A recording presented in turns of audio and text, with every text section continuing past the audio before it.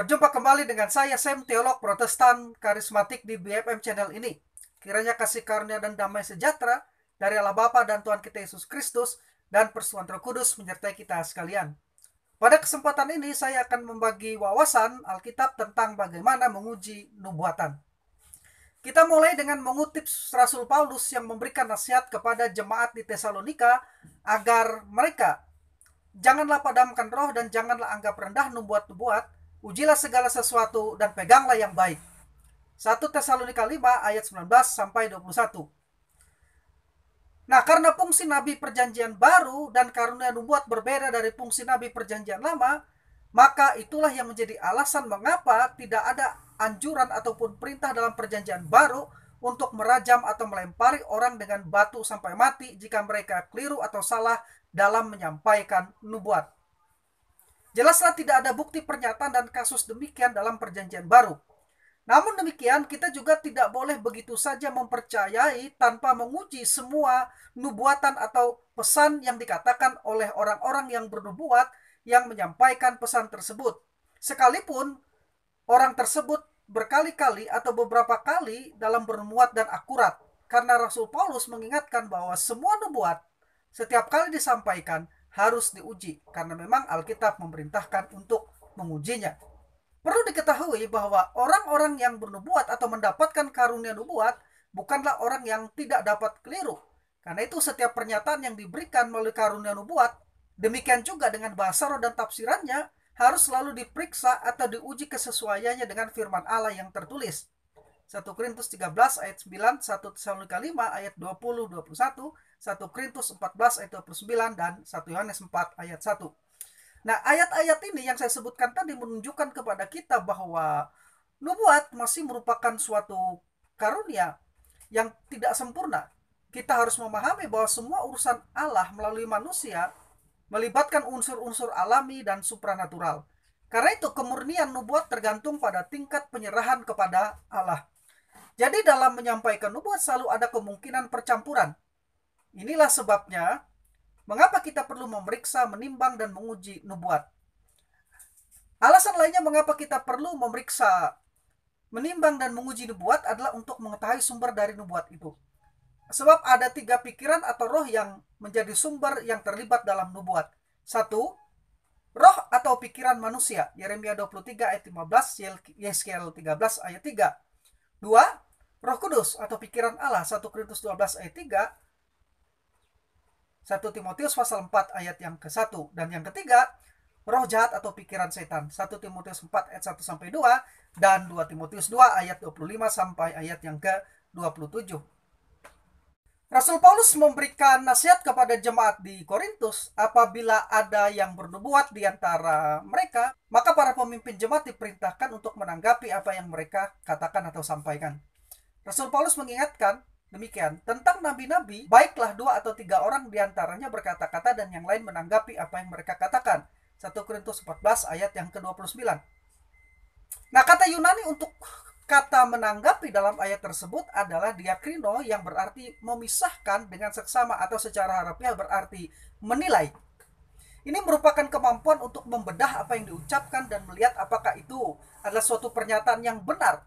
Akar kata krino adalah sebuah istilah hukum yang berarti membuat suatu keputusan berdasarkan informasi yang disajikan, serupa dengan keputusan yang diberitahukan yang dibuat oleh juri setelah mendengar informasi yang berhubungan dengan persoalan. Nah, karena itu rasa takut untuk menguji segala sesuatu yang datang dengan memakai jubah kekristenan, mengatasnamakan Roh Kudus, tidaklah menunjukkan spiritualitas atau kerohanian yang tinggi. Justru menunjukkan kelemahan. Mudah tertipu tidak sama dengan spiritualitas. Jadi kita harus menjadi orang Kristen yang tidak mudah tertipu. Seseorang berdosa tidak hanya karena menolak kebenaran sejati loh, tetapi juga karena menerima yang palsu. Nah, karena itu perlu untuk menguji dengan teliti tanpa suatu prasangka sebelum terbukti, khususnya terhadap nubuat-nubuat yang disampaikan di masa kini. Perhatikan nasihat Rasul Paulus, ujilah segala sesuatu dan peganglah yang baik. 1 Tesalonika 5 ayat 21 yang sudah kita baca tadi. Nah, pertanyaannya sekarang ini, bagaimana caranya kita menguji nubuatan masa kini? Nah, saya akan memberikan 5 kriteria dalam menguji nubuatan. Yang pertama, menguji kesesuaiannya dengan Alkitab. Ujian pertama yang menentukan benarnya suatu nubuat adalah kesesuaiannya dengan ayat-ayat Alkitab. Bila tidak sesuai, maka nubuat itu harus langsung kita tolak. Ibrani 4 ayat 12 bandingkan 1 Korintus 14 ayat 37, 1 Timotius 6 ayat 3, 2 Timotius 1 ayat yang ke-13, dan 2 Timotius 3 ayat yang ke-16 dan 17. Karunia nubuat harus tunduk kepada otoritas Alkitab yang absolut. Alkitab adalah firman Allah yang lebih tinggi dan tidak akan pernah tersamakan atau terlampaui oleh karunia nubuat. Tidak pernah, sekali lagi, tidak pernah bahwa suatu perkataan nubuat dari Roh Kudus bertentangan dengan Alkitab. Alkitab diberikan oleh Allah untuk tujuan menjadi kitab suci yang berotoritas bagi seluruh zaman gereja. Otoritas Alkitab itu mutlak. Dan otoritas Alkitab itu menentukan doktrin kita, cara hidup kita, cara pandang kita, dan praktik kehidupan kita. 2 Petrus pasal 1 ayat 21, Efesus 2 ayat yang ke-20. Nah, sekali lagi, orang yang menyampaikan nubuat atau mendapatkan pesan yang diklaim dari Allah pada saat itu bukanlah orang yang tidak dapat keliru. Sebab itu sangat baik untuk kita memeriksa apakah pesan atau nubuat itu cocok 100% dengan firman Allah yang tertulis, yaitu Alkitab. Pernyataan yang diberikan melalui karunia nubuat harus selalu diperiksa atau diuji dari segi firman Allah yang tertulis. Ujian pertama yang menentukan benarnya suatu nubuat adalah kesesuaiannya dengan ayat-ayat Alkitab. Misalnya, sebagai contoh, ada seorang pria yang menjalankan mobilnya dengan kecepatan 125 km per jam melewati jalan-jalan yang ramai di sebuah kota dan akhirnya menabrak 3 orang hingga mereka tewas.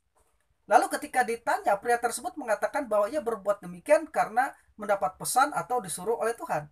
Tentu saja, kita mengetahui bahwa ini adalah suatu nubuat palsu karena tidak sesuai dengan ajaran etis dan Alkitab. Atau misalnya saja seorang pria mengambil istri orang lain lalu menikahinya karena mengatakan bahwa itu adalah perintah atau pesan dari Tuhan. Ini jelas salah karena bertentangan dengan ayat-ayat langsung di dalam Alkitab. Jadi ujian yang pertama, bagaimana kita mengetahui bahwa nubuat itu benar-benar besar dari Tuhan, adalah kesesuaiannya dengan firman Tuhan atau ayat-ayat di dalam Alkitab. Sekarang yang kedua, memeriksa doktrin atau ajaran Alkitab yang diajarkan oleh orang yang menyampaikan nubuat itu.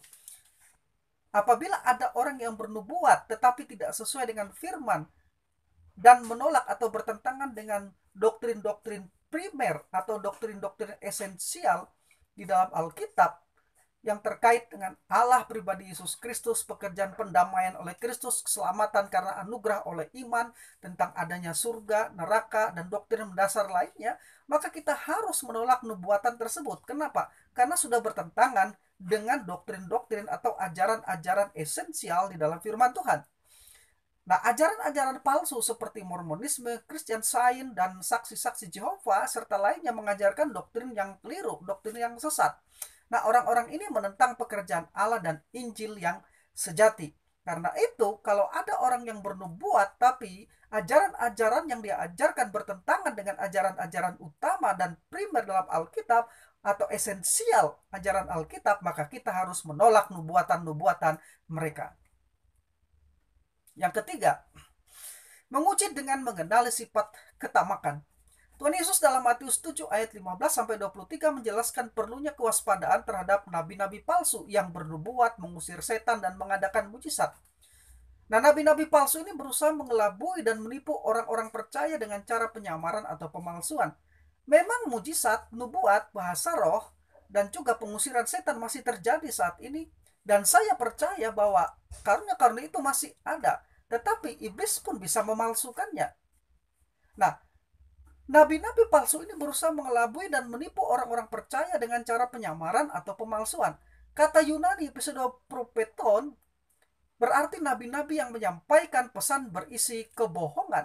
Hal ini nyata dari kata-kata Tuhan Yesus bahwa nabi-nabi itu menyamar seperti domba. Frase Yunani endomasion probaton diterjemahkan dengan tepat dalam New International Version in sheep clothing, dalam berpakaian domba. Nah, Yesus menyebut nabi-nabi palsu ini dengan sebutan lukos atau serigala. Namun mereka bukan hanya sekedar serigala, tetapi juga disebut serigala yang buas, di mana dalam bahasa Yunani kata harpak berarti perampok, penipu, rakus, ataupun tamak di dalam Matius pasal 7 ayat yang ke-15. Nah, ketamakan adalah akar dosa. Kita akan mengenal nabi-nabi palsu dan pelayan Tuhan palsu itu melalui kecintaan mereka uang, di mana tujuan pelayanan mereka adalah mengumpulkan uang untuk diri sendiri karena ketamakan mereka bukan untuk pelayanan atau pekerjaan Tuhan. Nah, yang keempat sekarang, menguji dengan memeriksa buahnya. Tuhan Yesus Kristus sendiri mengatakan, dari buahnya lah kamu akan mengenal mereka. Mereka itu siapa? Nabi-nabi palsu itu. Di dalam Matius pasal 7 ayat 16 dan ayat yang ke-20. Di sini dengan gaya tulisan kiastik simetris, Matius menunjukkan adanya inklusio, yakni pengulangan atau penegasan kembali ayat 16. Di sana ditulis, dari buahnya lah kamu akan mengenal mereka. Dan di dalam ayat 20 tertulis, jadi dari buahnya lah kamu akan mengenal mereka. Nah, bila dicermati dengan teliti, maka ide pokok yang mengikat kesatuan kiastik simetris di dalam Matius 7 ayat yang ke-16 sampai ayat yang ke-20 ini adalah karpos, itu buah. Buah di sini merupakan indikator utama untuk mengenali kepalsuan para nabi palsu tersebut. Nah, buah yang baik dihasilkan dari pohon yang baik. Tidak mungkin buah yang baik dihasilkan dari pohon yang tidak baik. Dan pohon yang baik pasti menghasilkan buah yang baik. Nah, sebaliknya buah yang tidak baik dihasilkan dari pohon yang tidak baik. Ayat 17 sampai ayat yang ke-18 Matius 7. Nah, yang dimaksud dengan buah di sini bukanlah hasil pekerjaan berupa kemampuan untuk bernubuat, mengusir setan, dan penyembuhan, atau berbahasa roh, melainkan menunjukkan kepada motivasi dan karakter pribadi yang sesuai dengan kehendak Tuhan. Nah, karena di sini Yesus memberikan petunjuk untuk mengidentifikasi nabi palsu itu dari sisi etika, bukan dari sisi doktrinal, maka para nabi palsu itu perlu diuji dengan memperhatikan buahnya, bukan pada tindakan supranatural atau karunia-karunia ajaib yang mereka lakukan. Nah, nabi-nabi palsu memiliki karunia-karunia tetapi tidak memiliki kekudusan hidup. Rasul Paulus menyebut bahwa ciri kemurnian doktrin dan karakter hidup yang membedakan nabi palsu dari nabi-nabi sejati adalah kemurnian hidup dan kekudusan hidup mereka. Baca 2 Petrus pasal 2 ayat 1 sampai ayat yang ke-20. Nah, sementara itu Rasul Paulus memberitahu bahwa kami berasal dari Allah. Barang siapa mengenal Allah, ia mendengarkan kami. Barang siapa tidak berasal dari Allah, ia tidak mendengarkan kami. Itulah tandanya roh kebenaran dan roh yang menyesatkan. Nah, orang-orang yang menjalankan karunia roh, seperti nubuat, mengusir setan, dan sebagainya, itu akan mendengarkan sesama orang percaya lainnya ketika mendapatkan nasihat atau teguran kalau diketahui mereka keliru. Nah, orang-orang yang tidak mau mendengarkan ini bisa disebut orang-orang yang keras, bukan hanya keras kepala sebetulnya, tetapi bisa jadi mereka keras hati karena mereka adalah penyesat, pelayan-pelayan palsu. Nah, karena itu di sini jelas bahwa kita dapat membedakan yang palsu dari yang asli. Jadi apabila saat ini ada orang-orang percaya yang tidak mengajarkan doktrin palsu, tetapi sebaliknya mengajarkan doktrin yang benar, memajukan pekerjaan Tuhan, memuliakan Kristus, menghasilkan berlimpah-limpah buah kebaikan di dalam kehidupan orang banyak, hidup dalam kekudusan, kebenaran, keadilan, dan kasih, kita seharusnya tahu bahwa sifat-sifat baik ini bukanlah ciri-ciri yang menyesatkan. Sifat-sifat yang baik ini merupakan tanda-tanda kekristenan sejati di dalam kuasa Roh Kudus. Doktrin yang benar dan buah-buah kebaikan, kekudusan bukanlah ciri-ciri agama palsu di dalam kekristenan. Menguji dengan membuktikan penggenapan nubuatnya. Nah, apakah nubuat itu terjadi atau tidak? Ini adalah bentuk ujian lainnya yang sangat menentukan jika nubuatan itu mengandung ramalan ataupun janji. Ulangan 18 ayat 21 sampai ayat yang ke-22. Nubuatan yang tidak digenapi adalah nubuat yang palsu. Jelas sudah. Namun perlu diingat, terkadang Allah mengizinkan yang palsu tetap ada hanya untuk menunjukkan kejelasan dan kegamblangan kebenaran. Yang palsu itu menunjukkan bahwa masih ada yang benar. Karena itu kita harus menguji untuk mengetahui yang palsu dari yang benar. Kita perlu belajar dengan baik dari kontras ini. Nah, Allah juga dapat memakai kesalahan dan kekeliruan untuk membersihkan, mengoreksi hamba-hambanya yang benar dengan secara terbuka menyatakan pemimpin-pemimpin yang sebenarnya di antara umatnya. Bila suatu perkataan nubuat yang disampaikan tidak terjadi, pertanyaannya, mengapa? Sekitar 20 tahun yang lalu saya diberitahu oleh seorang pendeta bahwa istrinya sedang mengandung seorang anak perempuan. Dan Tuhan langsung yang berbicara kepadanya. Bahkan Tuhan memberikan nama bagi anak itu. Jadi ia mengabaikan bantuan medis seperti USG untuk meramalkan atau mengetahui jenis kelamin anak di dalam kandungan istrinya. Nah, tepat pada hari persalinan istrinya ternyata anak yang lahir adalah seorang bayi laki-laki. Dalam kasus ini siapakah yang salah? Apakah Tuhan? Tidak. Tuhan tidak salah dan Tuhan tidak mungkin bersalah, dan Tuhan selalu benar adanya. Jawabannya tentu saja, Allah tidak pernah berbuat kesalahan, dan kesalahan itu ada pada si penerima pesan itu. Mungkin saja itu adalah keinginannya sendiri, tapi dia mengungkapkannya seakan-akan itu berasal dari Tuhan. Allah tidak pernah membuat kesalahan, dan ia tidak pernah memberikan pernyataan yang salah kepada kita. Tetapi kita dapat membuat kesalahan. Nah, kesalahan ini menurut Profesor Wayne Grudem dapat terjadi dalam beberapa cara, yaitu satu, kita mungkin saja tidak dapat membedakan dengan sempurna apa yang berasal dari Allah dan apa yang sebenarnya dari pikiran kita atau dari keinginan kita sendiri. Dua, kita mungkin salah memahami pernyataan yang berasal dari Allah.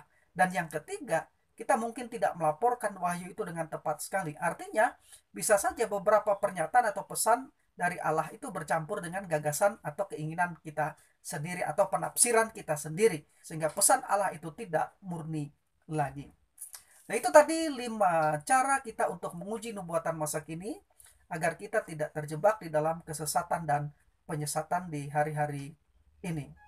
Saya Sam, teolog Protestan karismatik.